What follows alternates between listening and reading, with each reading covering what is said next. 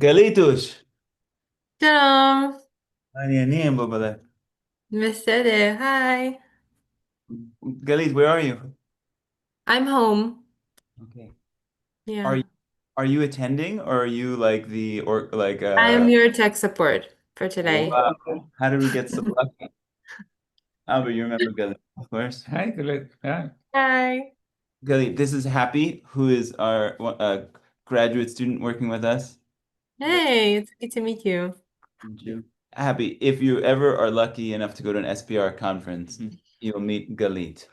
Galit is the life of the party and a He's dear. being too nice. Not at all. And I had the good fortune of spending time with Galit a few months ago in Jerusalem, and Galit brought me to an excellent conference. Yeah, before we almost got kicked out of there, but yeah. That's What is our audience? I think we're Galit. Do we have anybody signed up? Do we know? I don't know if we have anyone signed up, but right now we have 2 more minutes before the session starts. So, and Okay, people start admitting as the session goes on, so it's okay. excellent. I'm just gonna go to the beginning. Perfect.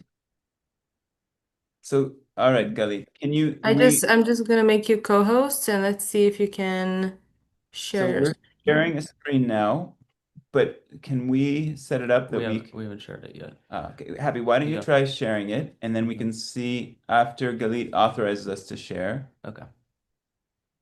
Okay, so you Now we turn co-hosts as well. so share. Okay. Happy is And then the the one, yeah, to the right. In the this center. one. Yep. Okay. Great. Okay. What do you think? Perfect. Perfect. Okay. I see that there are more speakers. We're waiting for them. No, we're not worried about him. Okay. Do we have any audience at all? Not yet. Not yet, but we've got time. And we've got Galit, who's the future of SPR. As You're I, not stop being so nice. Galit sends more SPR emails than anybody. Nachon? נכון. I don't know how you did it, that you rose to the rank so fast. I didn't do anything special. I just asked them to be involved. And they were like, yeah, sure. We always need people who will do things for free. Although they are very nice and they do give a compensation which is incredible and they really don't have to. So Hmm. Can you see the books behind me? We can move the screen down a little bit, but then we have the fan. Would you like I can move. Oh no, that's just Max's chair. I'm mistaken. Both sides. All right, I'll get them nice one. Maybe between you and Max. Jeez, how did you carry this?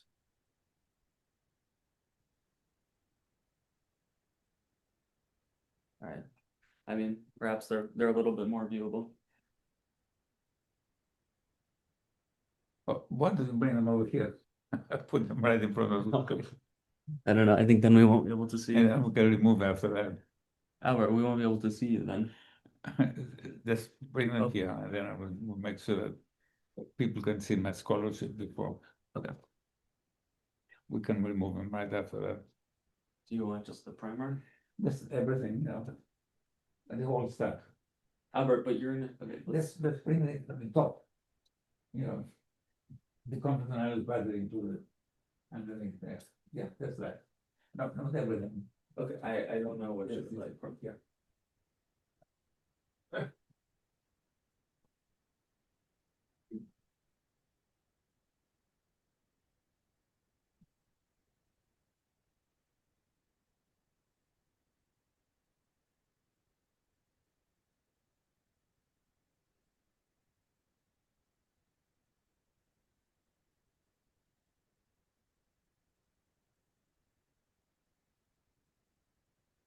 All right. Okay. We have anybody else? Or we have one person? Alberto, maybe these books are a little No, bit. that's, I in just a want to way that- present my story. Talking about, let's leave him here. But I'm afraid it's gonna block me. Okay. Why don't you keep them somewhere? Now, the person who's here quit. Oh. All right, Galit, we lost our one friend more. It's okay. I knew that was the reason I didn't want to come in person. It's okay. Also, the general membership meeting finished a little later than planned, so maybe people just need a couple of minutes. Not a problem at all. Well, it's a beautiful occasion to be able to communicate so far away with an important message, and I'm delighted to share it, even if we don't have much of an audience. I see George is there. So, Will this be recorded and available for everyone? It is being recorded. Great. Okay, should we begin? Yep. Galit? Yeah, you can go ahead and people will join later. Let me, I want to say something. I'll just make a quick introduction, okay? Yes, go ahead. Okay. All right. Well, I'm glad to share this morning here with you guys. It's nice to see some faces across the ocean. Galit, it's always nice to see you. George and Juan, it's nice that you're with us and whoever else will be tuning in.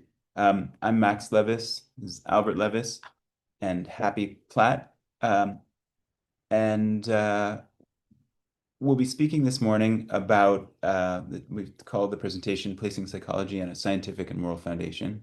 And this is, it really celebrates and reflects the next steps of Albert's work of more than 50 years on developing a new framework for psychology and morality, and accordingly also with psychotherapy. And we'll be sketching from the conceptual underpinnings of this model to its next steps and implementations via AI and online interventions. Albert, I'll just make a quick introduction. Albert is my father, a clinical psychiatrist, a survivor of the destructions of Greek Jewish communities in the Holocaust, and trained in Switzerland, came to the US, was at Yale and private practice, kind of balancing research and innovation with creativity, hospitality, a fascinating career spanning more than 50 years of research and practice, an author of 7 books that he's going to introduce in a moment. Happy was a student that worked with us since completing his undergraduate, and now will be starting his graduate training, and is interested in philosophy, moral philosophy, critical theory, all the way from Foucault to Melanie Klein. And he'll be speaking about work that we're doing with AI. And lastly, myself, I am a clinical researcher also, balancing private practice and research. I work at Dartmouth College and within the VA, primarily working within suicide prevention. Okay, great. Now, without further ado, Albert, why don't you lead the way? I like to claim myself as a sleuth who has been successful in understanding the riddle of the Sphinx, the riddle of psychoanalysis that Freud tried to understand with a number of models of psychoanalysis without being able to, at the end, complete the project for scientific psychology. We are doing a contribution in continuing his research by identifying the unconscious as a scientific phenomenon, as something that is purely science, abstraction, and being able to make behavior into a science. And there are 2 things that are missing in psychology today. One is a scientific foundation, and the other one is understanding morality. And these are 2 elements that I am successfully addressing in my journey of discoveries that started very early with two observations. The observations of understanding a pattern that repeats in the Greek mythology, because it repeated itself across several generations. I saw the connection between generations as a system of emotional social positions that evolve in a predictable way from conflict to resolution. And so the first observation was talking about how a phenomenon that has periodicity can be reduced to science. And the other observation is about understanding different ways of cultures evolving, resolving conflict. Here we see the issue of the apple and the significance of the dealing with temptation in different ways in the cultures. So you have here the Jewish apple, which is forbidden, versus the Greek apple, which is spelled as to the fairest. So the difference, one is cooperation, the other one is antagonism. And this is the antagonism of Greek culture that led eventually to the Trojan War and its correction with the epics of the Homer, the Iliad and the Odyssey, where you have the issue of a resolution as solving the relationship of men and women with the recognition of the importance of the vows. We also have here two other cultural types of resolution. The Aztec culture presents the eagle and the snake, the eagle being a very dominant position, and the snake is very submissive.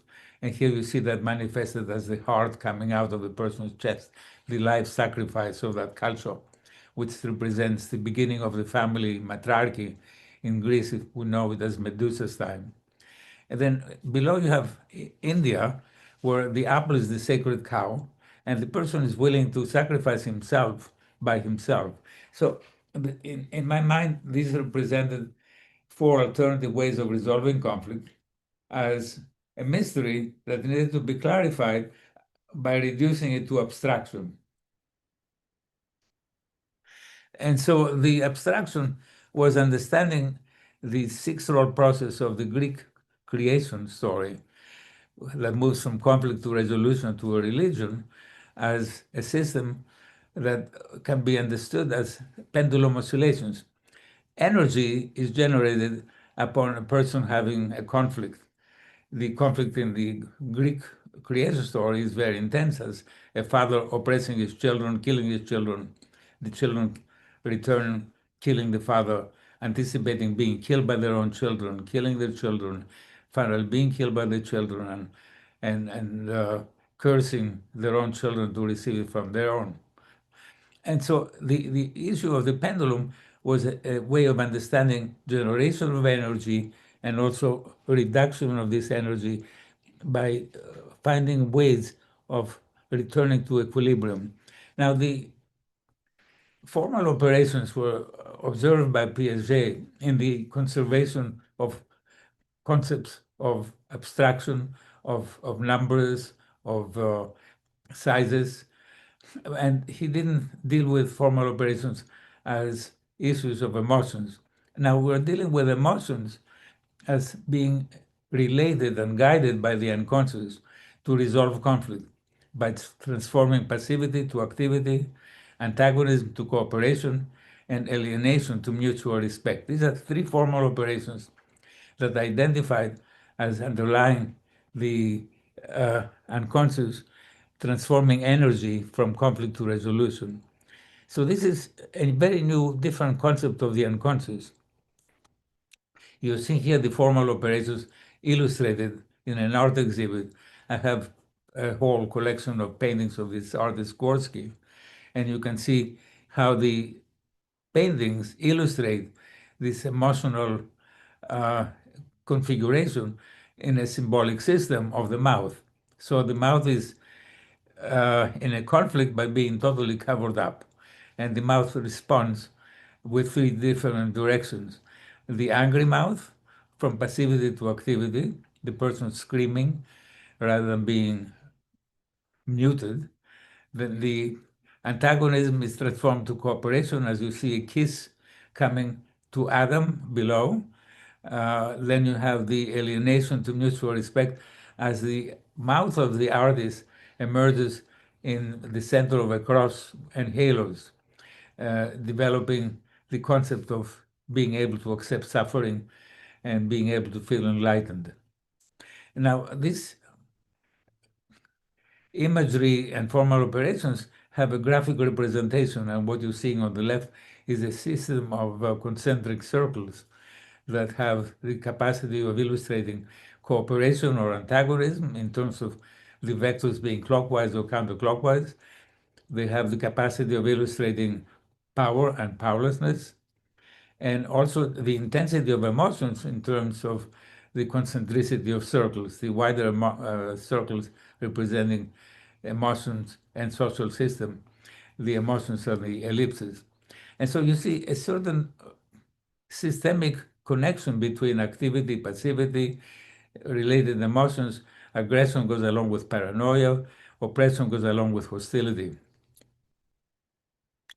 We have an implication of these alternatives, and this is the identification of personality types, how people are differing in terms of being a lion going to power or in an antagonistic way versus being a tin man who goes to powerlessness antagonistically, and he doesn't have a heart.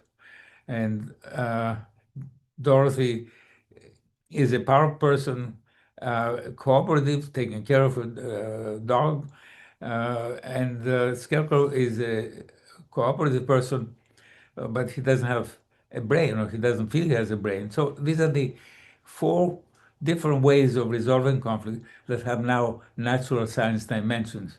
And up above you see a sketch of the circle and the alternative ways of moving the person as the ellipse within the circle in the social system. Another innovation that is created by the formal theory is the capacity to measure the unconscious. Measuring the unconscious is the objective of all assessments. And we have inventories and we have projectives. The conflict analysis battery combines an inventory and understanding the relational modalities as distinctions along the passivity, activity, cooperation, antagonism, and intensity in terms of wellness versus illness with different scales. And a person completing that finds out about oneself from the answers that he's choosing. So this is the study of the relational modalities. And this is the relational modalities as inventories. But also in the test, we have projectives, and the projectives, we're talking about conflict analysis battery later, but the idea is being able to understand that we have a way of measuring emotions by choosing, creating metaphors that are related to these emotions. So the emotions become identified in a clear, meaningful way that can be also tested. Conflict being a relationship with the resolution. Conflict is passivity, antagonism, alienation versus resolution is moderation, activity, as moderation, cooperation, and mutual respect. And so this is also something that we can test, because we can examine in every sample of creativity if the beginning of a conflict is in that kind of relational position to the outcome of this metaphorical presentation of emotions, with a resolution that is in a formal relationship of mastery, cooperation, and mutual respect. So the innovations that we're introducing with the formal theory is that we're moving from the current psychological position, which is divided between cognitive behavioral therapy and psychodynamic understanding of Freudian, to the formal theory, conflict resolution, unconscious, as a natural science, but also a moral entity. Morality is implicit in the fact that we're having conflict resolution. Conflict resolution is about morality. We have new diagnostic categories from DSM or the psychodynamic categories. We have clear wellness personality diagnosis as relational modality syndromes. Relational modalities are 4, syndromes are 6 emotions. We have capacity to improve the assessment of the unconscious. So currently we have separate instruments measuring traits and symptoms, the 5 factors, MMPI, Myers-Briggs. We have Rorschach and thematic perception test for projectives. We don't have a battery that combines an inventory of projectives and has a theoretical interpretation. The computer analysis battery has been proven to be didactic, diagnostic, and therapeutic. It measures relation modalities, and it helps the person to see how to reduce conflict. Also, the fourth discipline is morality, and psychology doesn't understand, current psychology doesn't understand the role of morality, and we're either atheistic or atheistic in our related perspectives. We're moving from that to understanding religions as having natural science dimensions, as having personality, uh, mod relation modality choices, and integrating them into a moral science. So here is an overview of them presenting with the formal theory. We see here on the first square the scientific understanding of the unconscious with the 2 phenomena of science that have graphical representation. We see on the right the diagnostic categories as presented here in the game of cards, and each one of the signs of the deck has the symbol of power and attitude, evolving from the spade, which is an upside down black heart that is being poked, to the red upright heart. And we see these as corresponding to the relational modalities, power, powerlessness, cooperation, antagonism. And then we have the capacity of measuring that.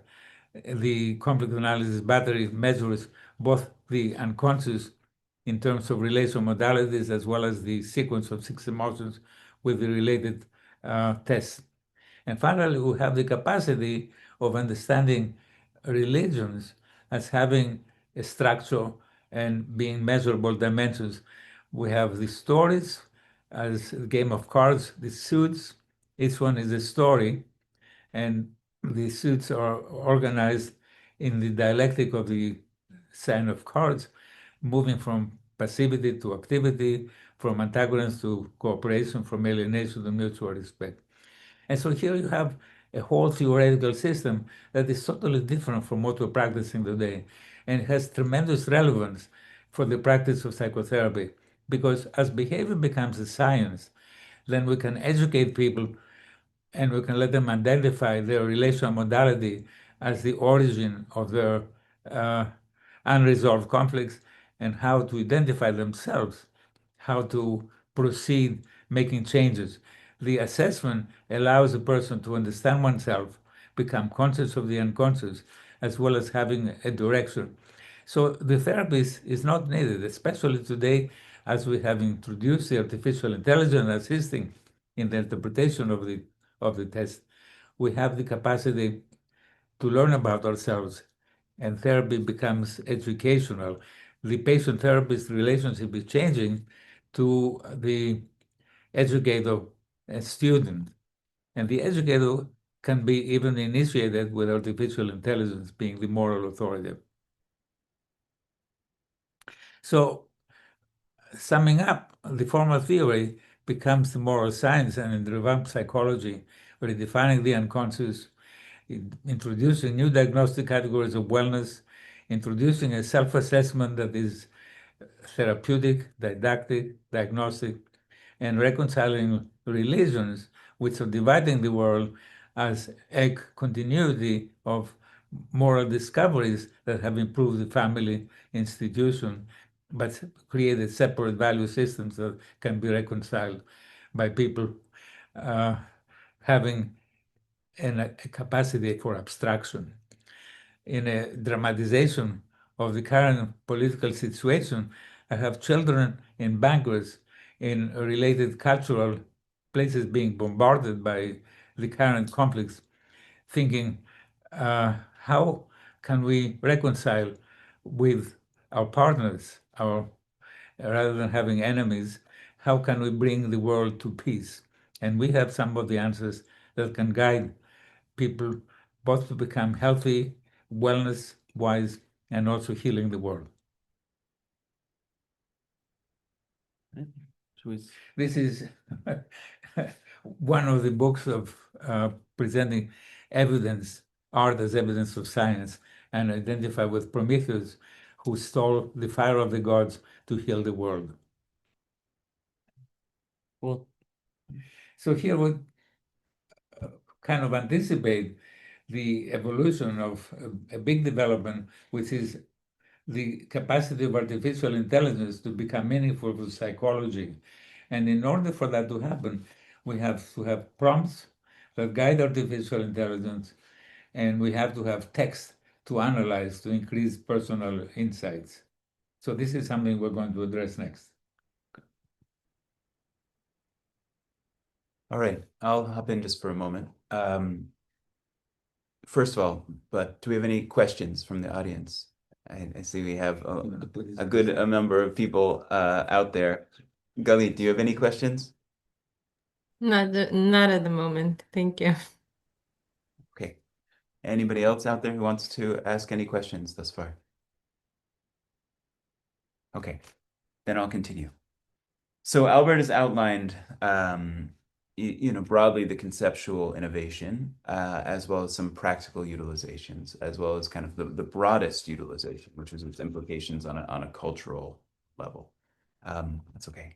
I want to talk now specifically about its psychoeducational and clinical utilization via an assessment protocol called the conflict analysis battery. Now, why is it called conflict analysis to begin with? Because conflict here is understood as, let's just say it's almost like our signature. How do we resolve conflict is a measure to look at our individual framework for resolving. How do we problem solve?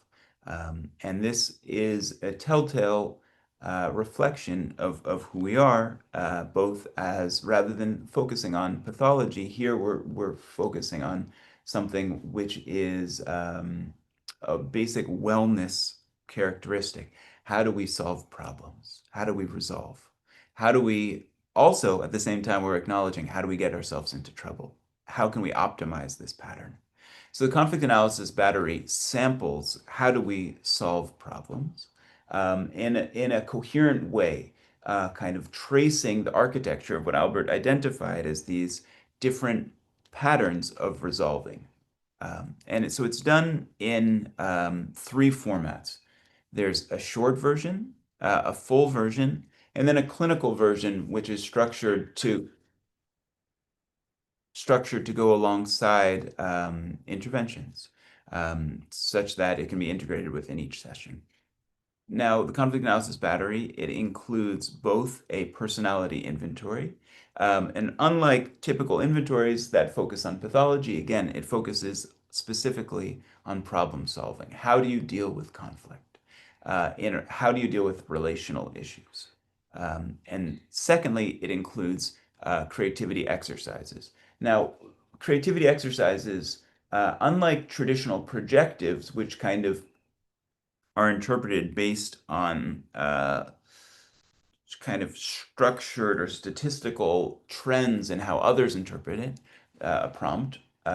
Here, what's really important is how does an individual participant, a user, create a story, and then self-reflect in it.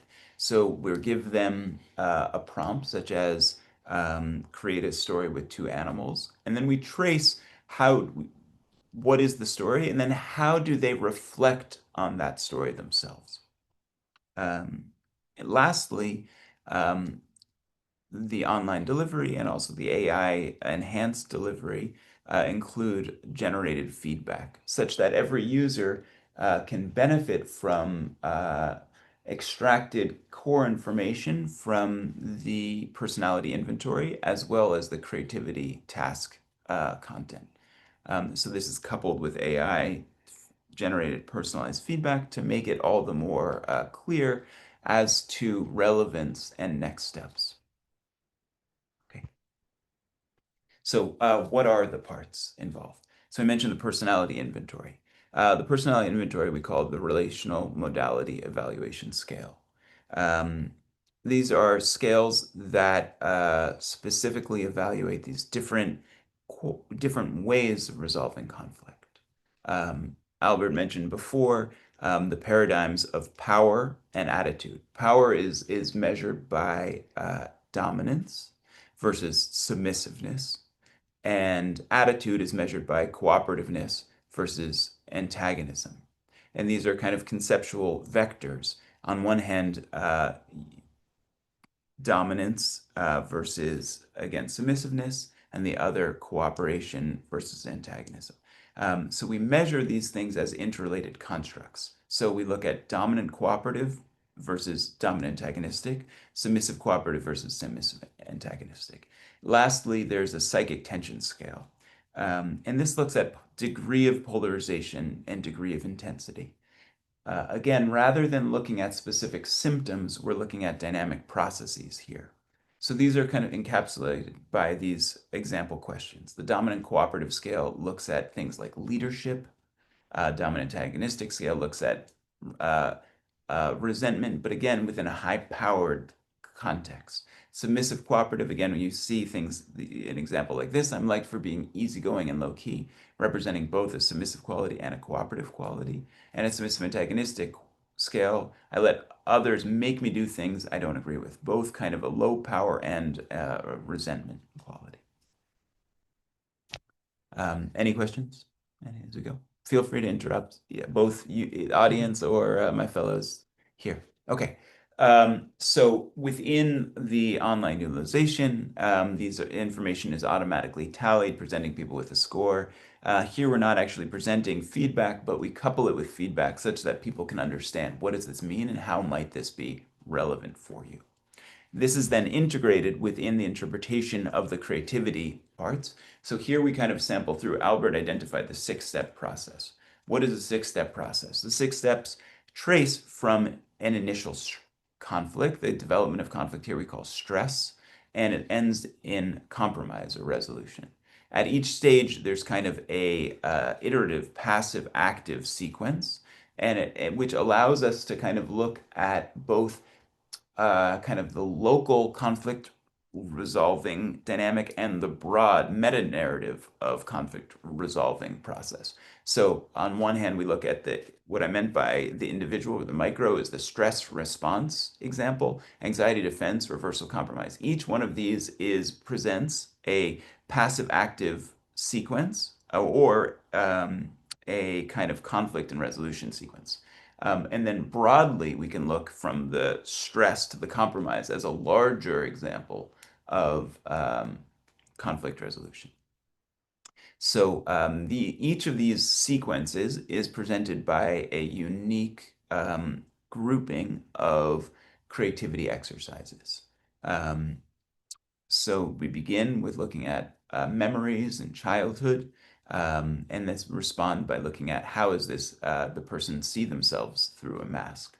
The anxiety defense sequence is looking at kind of what's inside of the mask, and then looking at creativity prompts. Reversal, we look at intensification and dreams.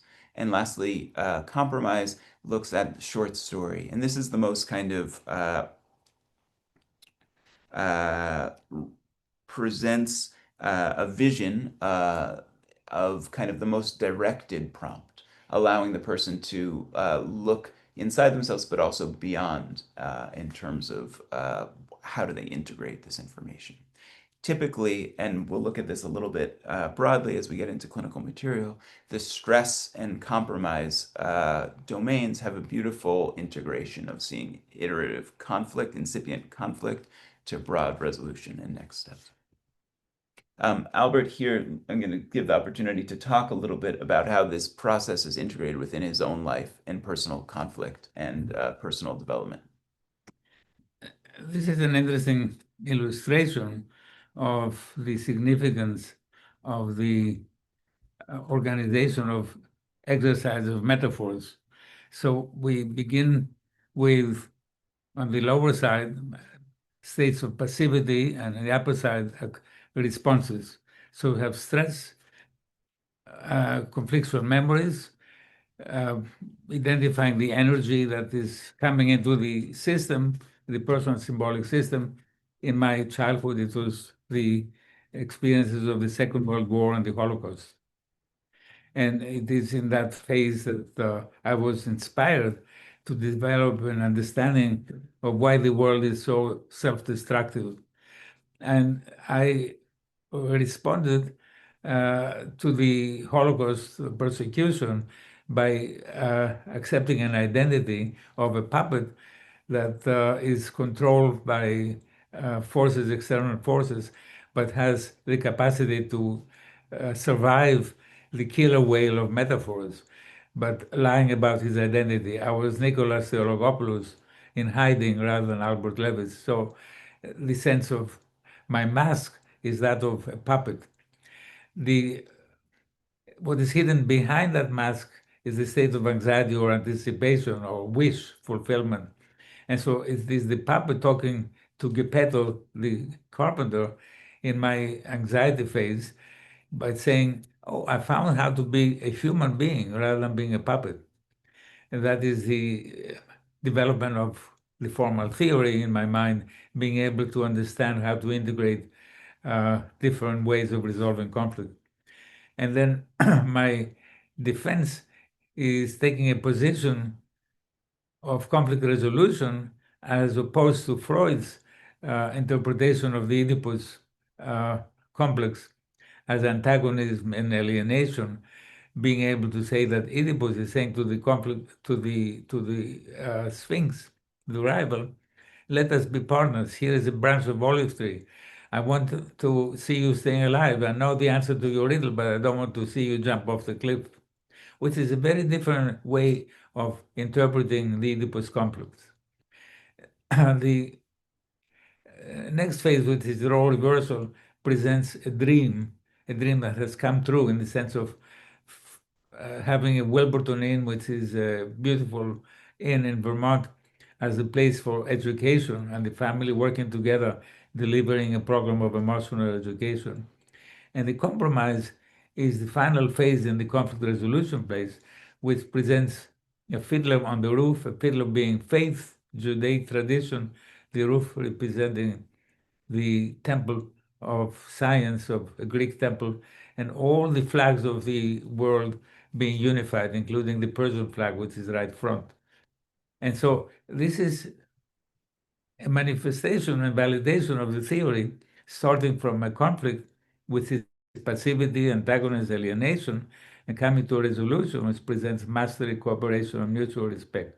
This is what we're seeing in all the metaphorical presentations that are structured according to this dialectic.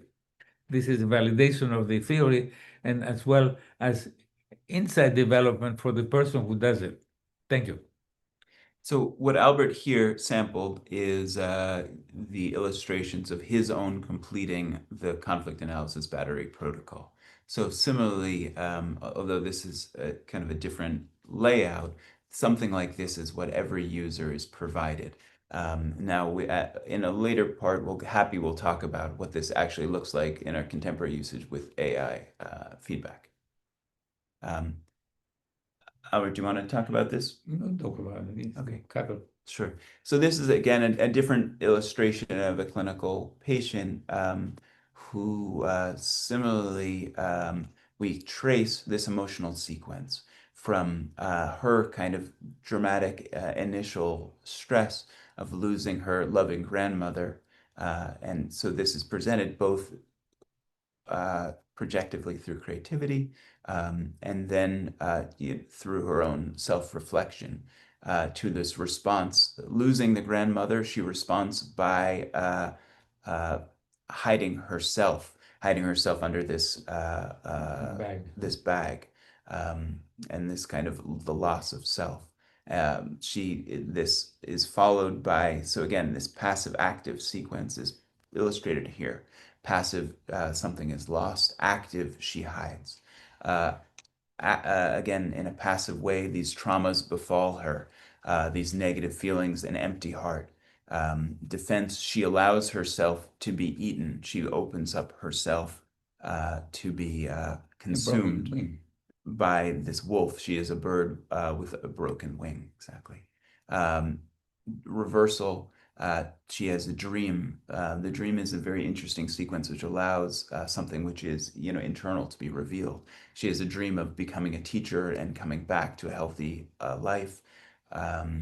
Eventually, there's a compromise here, which is a balance. The sun and the troll, who is afraid of the light burning over her head. There can be a resolution and a balance, that even though there's this extreme experience, there can be some balance here. So, and we can see a sequence here of from the beginning, that again, that initial stress of losing the loving grandmother to ultimately finding a compromise and finding a return to an identity of balance of life. Happy, do you want to talk about this? Yep. So transitioning from what Max has been talking about the conflict analysis battery, and how Albert has introduced how the conflict analysis battery proceeds from the formal theoretical premise. This below is just an example of how the conflict analysis battery works, the report that's generated upon completion. So if you see these exercises, the 13 exercises that Max has introduced, are kind of put underneath each one of the emotions, and these little summaries below are given by artificial intelligence. So this is a good way of showing the patients how they move from stress to compromise throughout the whole of their battery. And this is what I've been here. I've been helping kind of automate this process further and make the battery a more psychoeducational and therapeutic experience by making these tools available for the public. So what I want to do now is kind of, oh, Max, do you want to talk about the? Sure, just briefly, these are just some other utilizations of this, that's okay, of this assessment and intervention, both in terms of psychoeducation, working with high schools, psycho-oncology, working in hospital contexts, working in substance abuse care, and then again, part of my work in wellness-based care within VA, substance abuse and rehabilitation services. So again, we've partnered in a variety of contexts and developed specialized usage of this framework for different communities, all of which, again, are based on a wellness psychoeducation approach. Okay, continue, Happy. So I want to talk about the history of the use of AI in conjunction with the conflict analysis battery, and also kind of the role that we envision AI as functioning alongside the formal theory. So kind of what it started with is Albert has this conceptual apparatus for understanding the structure of the unconscious. And we were curious initially if AI can make these distinctions, the same distinctions that Albert identifies of the syndrome of conflict resolution and relational modalities. So initially our test was just to see if it can make these distinctions. So we gave it things just like random texts. Something that Albert first worked with was the Gettysburg Address, and we asked it to identify the 6 stages of conflict resolution in the speech, and then also to see if it could detect Lincoln's relational modality on the basis of this speech. And we found it was very successful in making this, making these distinctions. So the next thing that we asked it to do was to take, as Max was talking about, the inventory items of the RMES, and we gave it to it completely jumbled up, and we asked it to rearrange it and to reorganize it along the relational modality distinctions, and it was successful again. So we started to demonstrate kind of the capacity of AI to be a formal theoretical researcher to make these distinctions, to identify this in a range of texts. And we also, we think, in turn, received a validation of the formal theoretical premise. So the next thing that we wanted to do was to see if it could take case material, old case material, which Albert will demonstrate later, and to see if it can make these same distinctions. And we found that it was able to make kind of interpretations that weren't even made by the therapist and was able to expand the insights of test takers. So the last step, and this is where, I've been doing a lot of work, is taking AI and integrating it into the online assessment. So my role has been finding ways to essentially take the inventory and feed the results of the inventory, as Max was showing, these numerical values for relational modality scores, and to get it to tell the patient, what does it mean to be a submissive cooperative individual? What does it mean to score highest? What does it mean to have a psychic tension this high? And then to also take the scores from, the creativity exercises of the patient, and to put them into formal relation to another. So on the right here, we have this image where it says stress to compromise, and then there are two drawings below. And what we've asked AI here is to take the drawings and to take the written text and to see how the first image being some problem that the child had with playing outside, how this was resolved, these problems were resolved in the short story exercise, which is the final exercise that the patient reported. So this is where we really recognize the strength of AI, is to make these kinds of synthesizing interpretations where it takes numerical data demonstrating the relational modality of the person on the basis of their inventory scores, and then to take their creativity exercises, their drawings, and to say, how do we ask it to see if it can make relational modality diagnoses on the basis of the creativity exercises themselves. So can it see the pattern of submissive cooperation in, say, the way they responded in, having a ball taken away by a friend or something like that, just as an example of a conflict. So these are kinds of we have at bullet points, we have these different prompts, which is what we ask AI to do. And then we also ask it to reflect on the insights of the test taker and to see if it can add any further insights or offer any further suggestions on the basis of what the test taker has offered themselves, completing the assessment. And we think we've been very successful so far. These are this is positive feedback that we'd like to share about we just have gauged how people have felt about the battery, and what essentially we're just looking to see if people gained a lot more from the additional GPT report. So this is something, the first result says, comparing the results to what I've learned on my own was fun for me. I felt the GPT analysis was accurate and laid out in a better way for me to see and understand. It drew me in and closer to results. Another person said, on my own, I grasped the report structure, definitions, my raw data, and the CAB's purpose. I understood the theoretical link between emotions and resolutions. The GPT analysis went further by synthesizing data, identifying overarching patterns like initial emotional concealment, offering in-depth interpretations of symbols, for example, shattered heart, explicitly linking my response to the formal theory and providing personalized insights, balancing cooperation with assertiveness. It explained the why behind patterns and created a more coherent narrative, significantly enhancing my understanding beyond raw data and theory alone. So we have some more as well. This was just talking about how GPT is able to make sensitive interpretations. And I think this final one is very potent. It says, I was very moved reading the analysis. I didn't expect that. The level of depth was impressive. It made me feel crying to be so understood. I was skeptical initially about all this. I couldn't see the point of some of the questions, but now knowing that my answers still had reasons behind them is insightful and will help me on my journey coming to terms with all I went through. So this is very positive feedback, and just reviewing the practical significance of incorporating AI into this program, just surveying the field of literature and where AI is being used in psychotherapy. We've seen lots of usage in analyzing large swaths of data to detect therapeutic alliance, to detect suicidality. Also, people have used GPT and other chatbots to deliver kind of personalized CBT skill training. But what we're trying to do with this is to give very individualized interpretations of patients' creativity and their relational modality scores. And kind of the advantage we have is that we have this scientific framework for training the chatbots. We have this graphic representation of relational modalities, and we also have something that's very ready to be interpreted by artificial intelligence.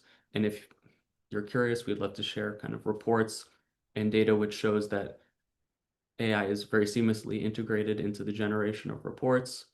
It's an online assessment. It's free to everyone. It has the reports include additional psychoeducational information. So you can have a sense of the formal theory. And finally, we also have a version of the assessment that we're trying out that can be used with clinicians can use and can deliver the exercises of the conflict analysis battery over the course of many sessions. So it can be used as a tool to facilitate therapy. Okay, this is an opportunity to put it all together, examining how the new conceptualization of the unconscious can be practically applied in difficult therapeutic situations. And here we have the profile of a lady who came to therapy with an eating disorder. Now, do we treat this patient as an eating disorder with the cognitive behavior therapy, or do we have an alternative? And this is a very clear alternative, which is a personality wellness diagnosis and recognizing the issue of her difficulties resolving conflict. And this is captured with a set of metaphors presenting clearly the difficulty of communications as the problem of a submissive person who has a lot of feelings inside, but not being able to externalize them, resolve them, transform them in a social adjustment. And here you see very clearly the personality type as a system that has difficulty with power, and it has somewhat of a negative attitude. So it's a submissive, antagonistic person way of resolving conflict. And the sequence here from the metaphors, the stress is presenting a conflictual memory of her grandmother being angry with her because she has a sandwich that she's bringing to the sick mother, as a conflictual choice in the symbolic system of an eating conflict. We have the response, which presents a woman who is well made up, and that is presenting a front that is very happy and pleasant and powerful. But underneath the mask, we're seeing a face with a black mouth, black hole, and that is her anxiety of her eating disorder. In the defense to that kind of sense of helplessness and anxiety and secret, you see the animal metaphor presenting two animals turning their backs to each other. They're not able to communicate. There is a lot to hide.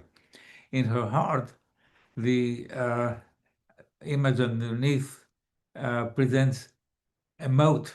And on the one side, you have sunshine and bunnies and smiles. On the other side, you have black clouds, tears, and painful emotions. And here you see the manifestation of the difficulty of communicating your feelings. You see the submissiveness illustrated graphically. You're seeing the problem of communications rather than a problem of an eating disorder. And so this is significant because it really is the issue of the social therapy as a communication disorder, as a power issue, a power management issue.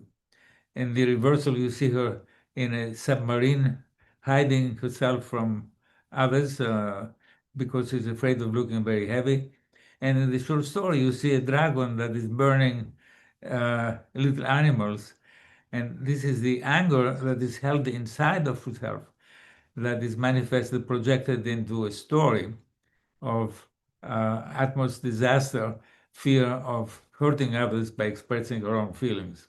So this is the benefit of having this psychological profile, which tells us that you have a woman who has a very big investment on presenting a front, but has a lot of secrets and an uncontrollable sense of resorting to an eating disorder.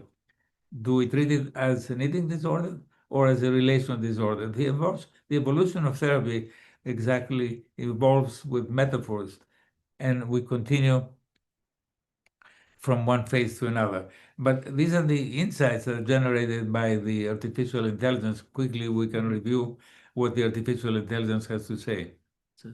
Gladys begins therapy with a submissive antagonistic relational modality, deeply rooted in shame and repression. Her eating disorder serves as both a defense and a symptom of her inability to express anger and assert her needs. Gladys does not identify with the dragon, which represents her repressed rage, but instead with the timid, powerless mouse. This indicates her anxiety about acknowledging or expressing the intensity of her anger, leading to her to overeat in secret. Gladys is unable to find a healthy compromise during this evaluation phase. The tension is between her desire to control her eating and her emotional repression. Intensifies, leading to escalation of her eating disorder. So in this next phase, you're seeing the issue of communication addressed by two animals across a moat. And these are the animals that representing her own ego. That is a lot of bunnies and mermaids and deer versus powerful animals across, and the difficulty presenting the resolution of conflict. The final image presents an eagle which is flying above the moat, but not reaching the bear which is across. But it represents symbolically a transformation. GPT has to offer. It says, in the Moat series, the problem was clarified as a power imbalance as she evolved from a dumb bunny to a soaring eagle. Though there was growth and self-awareness at a symbolic level, this phase did not translate to real-life relationships. Now, what happened with the therapy? I had a co-therapist, and Gladys tried to impress this co-therapist as a way of vindicating herself power-wise. And what she did to respond to her was going into her neurotic, conflictual choices, which is controlling her eating and losing control. So it became the conflict between a vulture and the snake across a number of phases of conflict resolution. And at the end, it's resolved with the tiger who is eating both the eagle and the snake. In this phase, Gladys experiences the height of her conflict between control and indulgence. Her eating disorder worsens as she battles between the two extremes represented by the vulture and snake metaphors. At this stage, Gladys begins to understand that her eating disorder is not the core issue, but rather a symptom of deeper emotional problems. The jaguar metaphor signifies her readiness to explore new ways of managing her emotions assertively. However, the full integration of her emotional self is still incomplete. So this is the interesting final phase in which you can see she has the capacity to deal with communications. And the first one is talking to her mother. The mother asks her, why are you eating so much?